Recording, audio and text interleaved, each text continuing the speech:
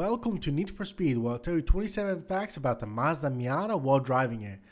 Uh, so first step first, we're gonna switch a car into the Mazda Miata, beautiful car, and we're gonna break down the information into 5 groups, going from beginner all the way to elite knowledge, and then we're gonna give it a grade from A to F tier. But this is the look that we had for the Dodge Neon, so let's give it a quick change in looks. I'm thinking front bumper. The Ace is looking okay. I think Sniper fits better. You know what? No, let's go with stock. We're going with stock. Rear bumper. We're gonna keep it stock. It's what it is. Side skirts. How do we feel about the side skirts? Among the options for the Mazda Miata, we're gonna go without side skirts, but I would like a spoiler. What are we thinking here? Maybe this one. It's not the kind of wing I wanted, but I think that's good enough. The hood, we cannot handle this kind of hood, the G-Force one. So let's go back all the way down. Damn, there's a lot of options apparently. Tri-slot, speed, double V. No. You know what? For the Mazda Miata and the Miata only, we're going to go to the basics. I would like a thicker rim for the Mazda Miata. Something that screams stock. I think this one would be good. This one, yes. What else are we looking for? Accessories, yes. Do we have blue neon? Yes, we do. I want to go with blue, and it's going to make sense a little bit later. Tail lights, I don't think we have anything. The muffler tip, I believe we cannot have anything else. Tints, do we have blue? We only green and black. Very interesting. I guess we're going to stick with green. Let's paint the car a very interesting blue. I think this blue fits more. I think this is... No, the lighter blue is definitely the one that I saw more in the listings. The rims, we're going to paint them. No, that's a bad one. Let's go with the classic 90s rim. Spoiler has to be the same kind of blue of the rest of the car, obviously. And brake calipers. No, let's make him red. I think red could work well with brake calipers. Alright, decals. Nothing on the windshields. Nothing on... No decals, but vinyls, yes. We're going to replace it. Why don't we put something like a hood tear? What can we have? Alright, that's okay. Not great. Maybe this one. Maybe 4. I think 4. Ooh. Somehow this MC, it's MC, but I feel like the M part could like belong to a Miata. We're gonna remove, I guess. Oh yeah, we had some stuff installed, but on the side we're gonna add. Damn, we still have nothing else. All right. Let's go at the very end. Oh, lots of options, but apparently they get unlocked. What matches that one? I think this one feels like decent match. And now we gotta paint these, of course. What color? Red? No. Black? No, that doesn't fit. Why don't we keep it blue on blue? No, let's go with gray. I think gray feels like a decent... You know what? Actually... Okay, yeah, sure. Actually, I want to go with the little red. Yeah, red is actually working so much better. So let's go with red. That was my mistake. It's giving lots of Superman energy. And we have 2 upgrades here. The suspension can go a little bit higher and it makes the handling much better. So let's get it. And finally we get some nitrous. Increases top speed, and I mean, it has to go with NOS, the brand. This is the only time we'll care about the brand. So we're not going to save it now. I'm going to save it on my own. Otherwise, it's going to ask us to save a million times. But we have this interesting tournament right off the bat. And I think it's a perfect time to start with the level 1 beginner information. What? One reputation star to enter? What the fuck does that mean? I was hoping that we could keep the car a little bit more stock, but you know what? This is a nice look. I'm loving this Mazda Miata. We should be able to enter the tournament now. So let's get into it. Level 1, beginner. So this is the Mazda Miata from 1999. So this is a second generation, also known as the Mazda NB. Basically, they just named their cars like NA first generation, B second, and C third, and so forth. Um, this one went from 1998 to 2005. So hold on. Let me find that sweet spot. Did not find that sweet spot. That was also a short shift. How am I so bad at this? This was the one generation where we lost pop-up headlights. So that sucked a little bit. Also, Mazda was moving away from a more luxury brand. It was trying to go back to its roots of more economy cars, just trying to compete with Ford at the time. And so the Mazda Miata, I believe, is the only car in their lineup that wasn't really competing with any one other Ford car. The RX had not been in the US market for a while. I think from like at least 4 years. Also, they had other performance cars that were not in the US for a while. So Mazda Miata was basically the halo car when it came to Mazda. It was the only dedicated sports car that they sold in this country. All right, now we're gonna be much better about it. All right, this that makes no sense. All right, let me get behind that car. Perfect shifting, good stuff. So, what are the specs of this car? Let's talk about it. This car has a 1.8 liter dual overhead camshaft. Hold on. Four-cylinder engine. No. This has he tried to hit me into the other car. Can you believe that? It was still third. So basically, it means that it has two camshafts, one for the intake, one for the exhaust. It creates a little bit better fuel efficiency, as I understand it. I might end up restarting the tournament, but let's get some, let's get our sea legs under us. It has 104 horsepower at 6,500 RPM, which is pretty decent. One of the more powerful cars we had so far. 119 pounds of feet torque at 5,500 RPM. Oh my god, I forgot to use the NOS. That's what I've been messing up. How have I been forgetting to do that? Alright, that was an over rev. Oh my god, that was messed up. We might win the first race. We are not going to win the first race. Damn. How is this possible?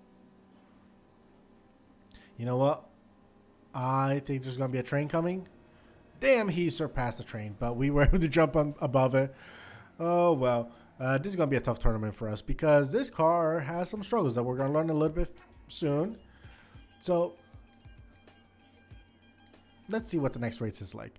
The car can go from 0 to 60 in about 7.4 seconds, which is very impressive. It has a 5-speed manual, 4-speed automatic. However, the Sport package or the 10th anniversary version does come with a 6-speed manual, which I believe was the first time Mazda did something like that, at least in the North American market.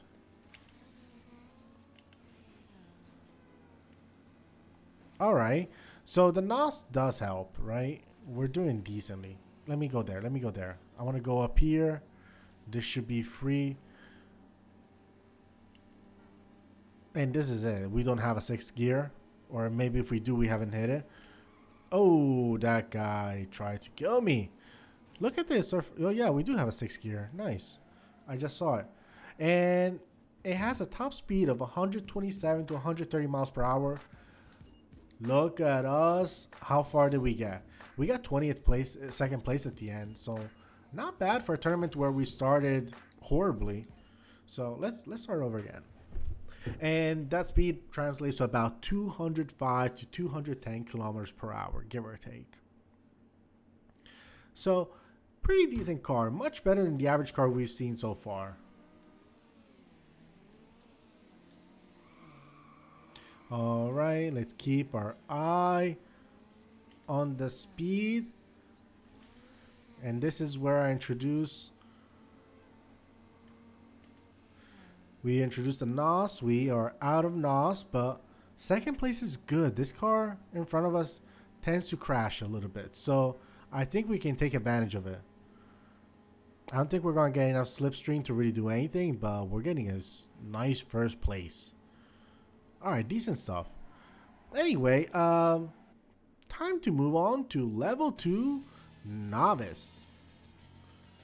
I think we can do this. If this car crashes like they've been doing, we can absolutely do it. So this car is 13 feet long, 5.5 feet wide, which makes it 3.9 meters by 1.7 meters long. And it's about 4 feet tall, 1 meter 25. So relatively short, I would say. And also a bit short in terms of like lengthwise from front to back. Okay, come on. No, don't hit me. All right, I think we're out of juice, so now we're just hoping for one of them to crash maybe. Seems unlikely. Seems like we're getting stuck with a third place finish. You know what? We just we were so close to reaching that car. You guys saw that. The car is 2,300 pounds. Let's see how we finish this. Which is about 1,000 kilograms, and it's rear wheel drive. The first rear wheel drive that we're finding in this series. The suspension is easily the very best part of this car. It has a fully independent double wishbone with gas-filled shocks suspension. So, for context, I believe the best suspensions we've seen so far were with the... All right, let's go. Okay, nice. This gives us a good boost. I think we can do well.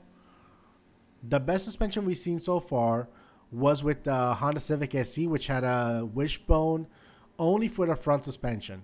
This one has a double one for both the front and back. And it's just like kind of insane the kind of like effort that went into making sure they had good suspensions so you can have always that great traction. That, unfortunately, seems to be... That is a bit the weakness that we're experiencing with this car, though, because it doesn't really do amazing in a straight line. It kind of loses power a little bit. The engine doesn't really do amazing for the 1.8 liter. It does much better. All right, let's see what we can do here. All right, we're doing okay. Dare I say, we might win this one on talent. We might actually earn this victory for ourselves, for our country, for our people. The camera shake is unbelievable, by the way. Okay, we dodged that car, which was going to kill us. Oh, no, they're right here. These assholes are right here. Oh, we won it. Let's fucking go. So, the suspensions are insane. The best suspension we've seen so far. Damn it, that asshole did not crash, so we were not able to get that next place. Let's do the tournament again. Of course, just doing the last race where we finish first is not going to achieve anything. One thing that... so yeah, basically whenever you turn, you're maximizing the traction of the wheel. Like even the angle of the wheel changes a little bit relative to the road, so it maximizes the speed, the traction. Like, it's really good. All right, perfect shift right there. Good shift.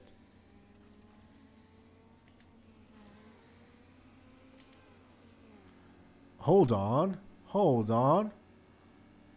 Drafting.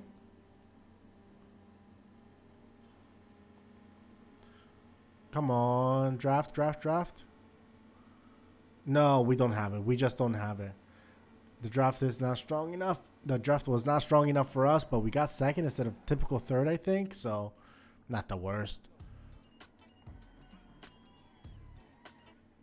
The brakes. It has disc brakes for both front and back. Some of the best ones we've seen so far. Basically, the best we've seen so far. The SI probably had four disc brakes, and the front brakes are also vented. Air vent. They have a little air vent, so that's pretty cool. Good shift. Another good shift. And let's see how we can do this. I'm wondering if I should like make sure I use my NOS early because it means I get to the higher speed sooner, or if I should use it when I'm already on like fourth gear from fourth to fifth because it's when I get to, I don't know, get that extra juice that the engine typically doesn't have. I don't know. I'm a little bit ambivalent. I'm not sure which one's the best strategy so far.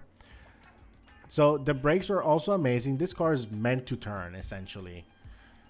The and the wheels are a little bit smaller, 14-inch wheels, but the sport package came with a 15-inch wheel. Also, the 10th anniversary one came with 10 inches. So not the worst. All right, let's see how we do here. Good shift, but I lost my click right there. Good shift. You know what? I'm gonna wait until fourth gear to really go like this. All right, this seems interesting. Maybe this was the right strategy. Who knows? Let me just follow. Let's see if we can get some drift. I don't think so. I think he's just that much faster than us.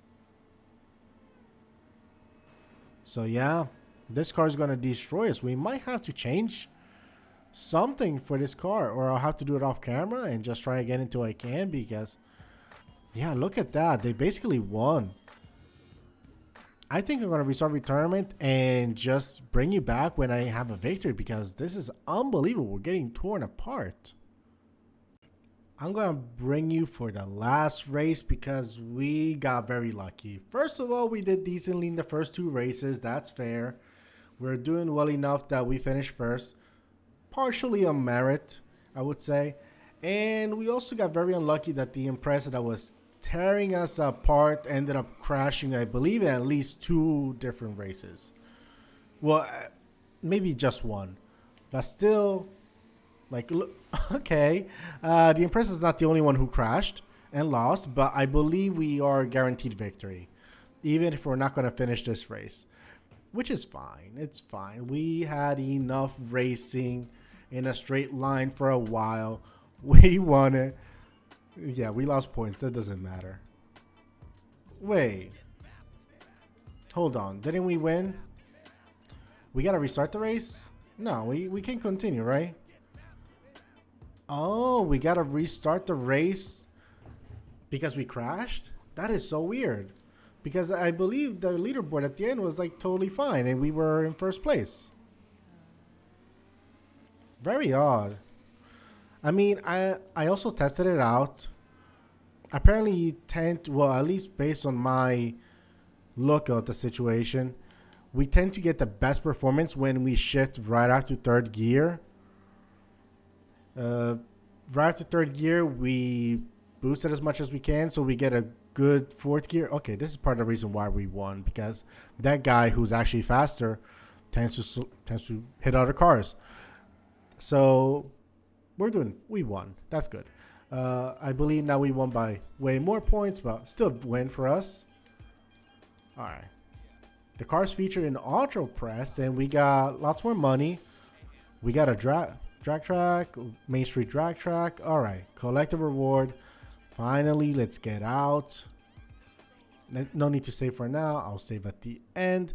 Oh, that was so much effort. Installed all level 1 performance upgrades on our car. That's true. That's what we did before this car. Oh, it's looking nice. Allez over tune in. I guess it's French. Or something like that. Maybe it's German. So let's see. We got more drag races or sprint. I want to do a sprint race. I need a sprint race right now. And with this sprint race, I think it's a perfect time to start into level 3, intermediate knowledge. So, what does a car feel like to drive? Well, based on what I could see online, the car is absolutely not relaxing. The car is not relaxing. Going like 45 will feel like you're going 70, but the turning is insane. Apparently, the turning, you feel it at the hips. Essentially, that's when where the car turns. So it feels extremely responsive. The people are in love with the. Is this car gonna really beat me? Like the and I mean, look at the handling right here. Okay, never mind. Never mind. I thought I could just make the magic happen by handling. It did not. Okay, we're okay. I didn't need a cutscene for my accent. I'll be fine. I'll be fine. Look at this. Look at this. Completely saved it. We're fine. Let's use some NOS to get back on track. It's still early in the race. The track looked quite long, so I think we can do well here. That was uncalled for. So yeah, the engine does feel underpowered. People do complain about that. They're like, the traffic is insane. Yeah, it's really an example of how they ramp up the difficulty around here. The engine feels underpowered for what it is. You apparently like they're like, well, the suspensions are incredible, the brakes are good. It just doesn't feel. The engine itself doesn't feel as strong as it should be compared to the car's potential. And we kind of got to see a little bit of that in the drag race earlier. The handling is really good, and I mean we can see some of that right here. Like look at how it handles on this like little windy piece of road, which I never had go well with any other car. It's still not enough to combat my mistakes. Absolutely. Not even close to combat the mistakes. But people like it. One interesting thing I heard that was that people are complaining how it runs on very high RPM. So the car will even like if you're going on a highway, it will stick to around 4,000 to 4,500 RPMs, which is fairly high for like a more or less like a coasting speed, if we want to put it that way. So interesting observation there. People were concerned about the engines, but we'll learn a little bit later on why it should not necessarily be that big of an issue. And the real wheel drive also gives you a different feel because we're going from like the car feeling more like a pushing sensation to pulling sensation to pushing sensation. It's I don't know. People have a very unique way of saying. They say it feels different. They say that it feels better when turning. Like it's a lot more responsive. In a way, you can feel more of the car, and it's also apparently good at preventing or allowing you to correct any oversteer. So that's interesting. But at the end of the day, I think this is a starter car, and we're realizing right now that it's a bit underpowered, and which is why we're struggling a little bit. I don't know. I do like the handling quite a bit, actually, even though I've been handling my way into people's rear ends and light poles. But I think it's like a very nice car. It handles very well. I think the game devs really put some effort into making sure like it feels like it could be a Miata in a way. Interestingly, yeah, because like other cars by comparison do not handle well at all. They are basically like a piece of bone to drive. Like they will not curve at all. Like look at this. We are making it whip with ease. Okay, okay, please don't lose it. Don't lose it. Just keep going. Come on, don't lose the car. Thank you.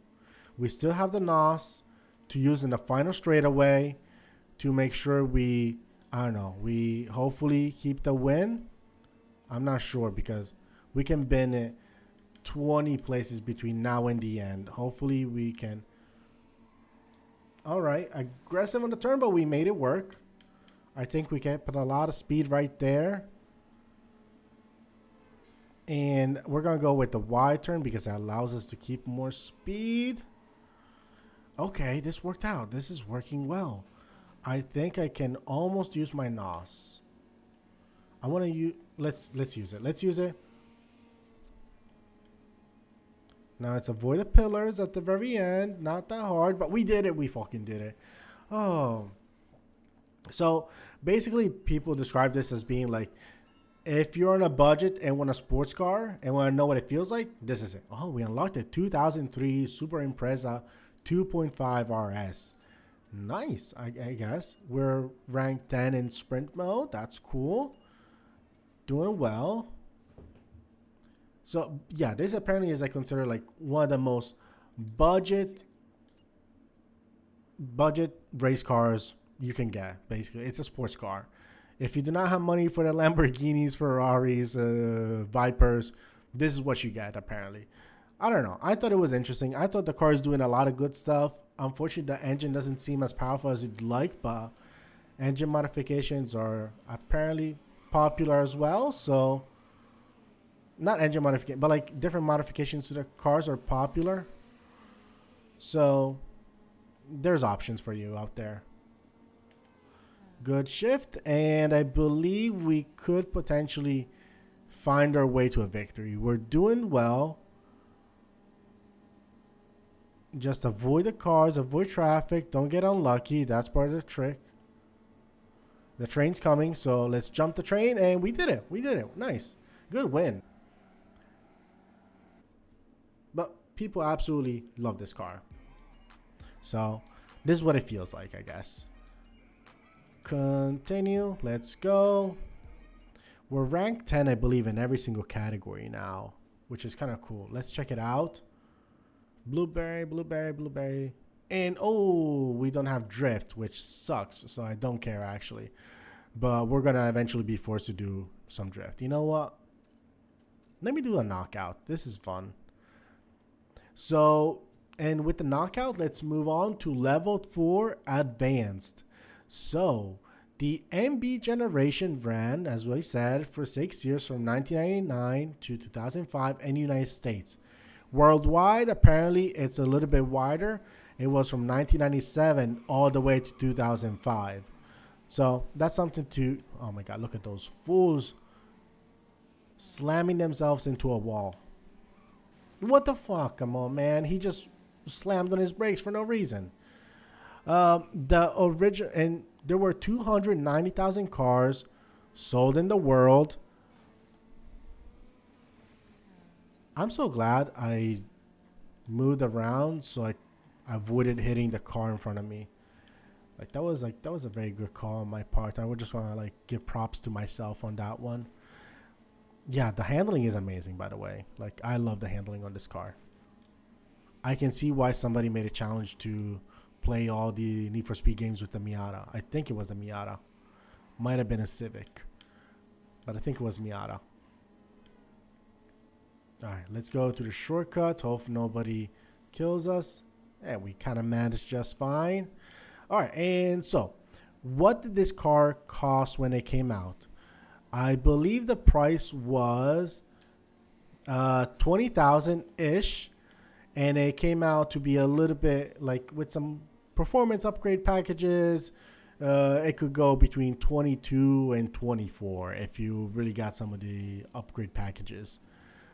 Today, the car can be relatively cheap depending on how many miles it has. No, this is fucked. That's fucked. You cannot put me on a damn bridge. We're hitting the overpass. That's how hard we're getting demolished. Come on, let me get back on track. Ah, damn, this game doesn't even have rubber banding, I think. So we're just screwed a bad way. Look at that jerk. He's even taking a shortcut. So the car would go for around 20 to 25K. That was the MSRP. Today, you can find one for over 100,000 miles. It's probably going to cost you, if it has some issues, even as cheap. Okay, that's my fault. That's on me. If it's on the cheaper end, you could probably find it it's broken less than $5,000. If it's a little bit like decent condition, still running, it could go up to 10K. If it's really good condition, maybe you can finesse up to 15,000. Although I haven't seen many cases like that. And some limited editions, like the 10 tier edition, which was one that the Miata did for the 10th generation of 10-year anniversary of Miatas in the United States. Those can go into the 20K range, but I haven't really seen it do it often. It's more like a sometimes. And usually they're heavily modded with something else as well. So I wouldn't put your money on the fact that your car will go for 20K, even if it's kept very well. But getting to the teens, that's doable.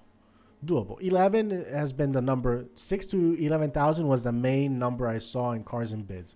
One interesting thing that I really like about this car is that despite coming out essentially 20 to 25 years ago, even 20 to almost 30 years ago, the generation ran, there's still about 50,000 models in the United States.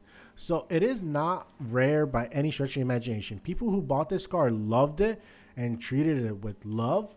And there's still tons of them still out in the United States that you could potentially buy if you're really into it. So I really like that about this car. What else? I think that covers almost everything for what we have on the tier 4. So yeah, I think so. Did I mention that 110,000 of the 290,000 cars made were sold in the United States? This is just bad luck. I want to be clear. Like, there's no way I could have seen that car. I'm just going to restart that. I don't know why the car was just losing me like that. And with that, let's just go into tier 5 elite knowledge. So, elite knowledge, pretty interesting stuff, but the Miata MB has a 50-50 weight distribution. We hinted at this previously, but 50-50 means it's perfectly balanced between the front and the back. And the turning point is, in fact, your hip. That's where essentially the car turns, which means it's very responsive. It feels a lot easier to maneuver. I don't know. It's apparently very cool and hard to make this happen. So they achieved it, and clearly it shows some love. One other thing is that the car, compared to the previous generation, is I'm an idiot. Is way stiffer and resistant to. Okay, let me see the stat actually. Yeah, get fucked, bro. No, I'm getting fucked. Traffic is just a menace on this game. It's just the greatest enemy in my whole life. So it's 40% stiffer at bending and 10% stiffer at I forget what else. But compared to the NA version, which is the previous generation. So they achieved that extra stiffness, which is generally good, by only sacrificing, I believe, 100 to 150 pounds extra in the car. So the car only got slightly heavier and increased the stiffness quite significantly. So that's kind of like a cool touch, I guess. It's kind of neat. The engine block. Why do some people why do we still have like about 50% of the population of cars? Why do we have nearly 50% of the population of these Miatas still running today? That's because, come on. We did not waste time on that stuff. That's because they apparently have very good engines. The engines apparently were designed for diesel cars going back to the 80s, so they had quite a thick engine block. And essentially what that meant is that, damn, this car is hard to drive. Essentially what that meant is, like, apparently the engine can handle almost twice as much horsepower as it's rated for. So I think it's rated for 140, like that's what the car does. 140 something. We just talked about it earlier. I cannot remember. My recall of information is minimal these days. Uh, but yeah, the engine is able to support about twice as much horsepower, which is why you can it's underpowered, but you know what? You can give it a beating and it's quite nice. Oh my god, I think the other car hit. And I almost got hit like an idiot. All right, we finally did it. Oh, we finally did it. Oh, the relief in my heart.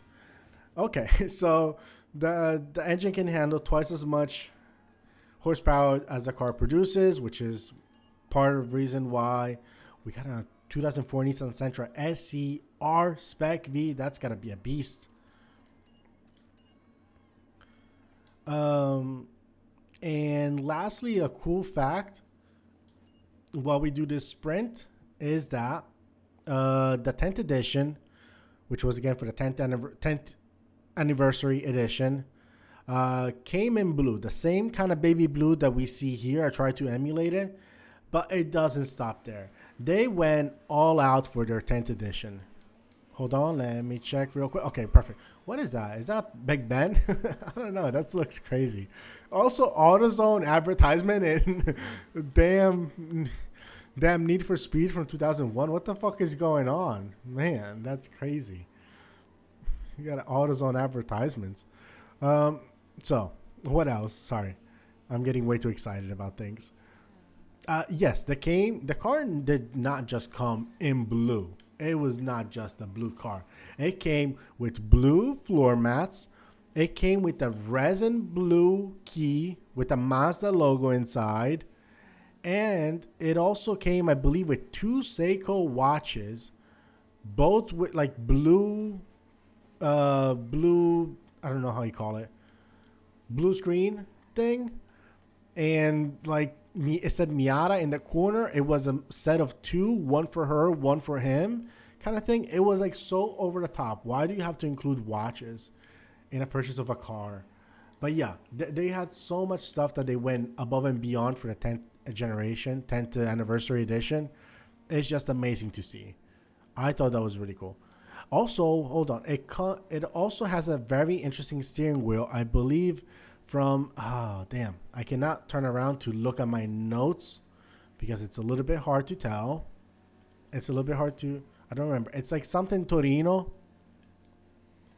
Yeah, I definitely cannot watch right now. Nardi Torino. Nardi Torino is the one who made the steering wheel, and it was like apparently genuine wood with leather bound shit. It was like, I don't know. They just went over the top with the 10th anniversary edition, and this car received tons of love. It was very cool. Also, apparently the wheel caps, the 1999 version specifically, has the wheel caps that have the Infinite Flame logo, which was a very temporary logo for about a decade or so. Before Mazda committed to the M logo that we know and love today, the one that we see on the car behind us, that's the last logo, the current logo. But there was this Infinite Flame logo that they had specifically on the wheel caps. But I was looking around, I couldn't see it. Also, 10th edition specifically models will have a very specific, VIN code that it starts with. We unlocked the level 2 paint. That's cool. We're going to do that next time. And yeah, this car has a lot of stuff going for it. I thought it was really cool. I thought they gave it a lot of love. I'm excited. I want to see. I hope that we're going to see more Mazdas in the next video game. But I think this car was a lot of fun. I do agree that it was not amazing in the top speed. And maybe the handling was a tad too much for what I was used to. But overall, I thought it was incredible. So my final grade on this car, I want to give it an A-.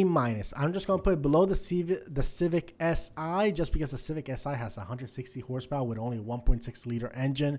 This one has a 1.8 and has about 140 something horsepower. So that's my reasoning. Aside from that, what cars do we have? We have done the Golf. We have not done the Ford Focus. So that's a car we could do. We done the Neon. We done the Civic. We have not done the Peugeot. I think we might do the Peugeot next because it's the last of those unlocked from the start cars, and I think they might have a little bit less power than the other ones. Then we're gonna have the Impreza. I believe we have done it. No, this is the one we just unlocked actually. So interesting.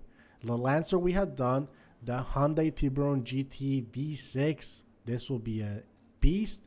And the Nissan Sentra SCR Spec V. This will be a fun one. But I think next episode we can get ready for a fun Peugeot 206 episode. Until then, hope you enjoyed the video. Like the like button, smash the smash button. And I'll see you then. Bye-bye.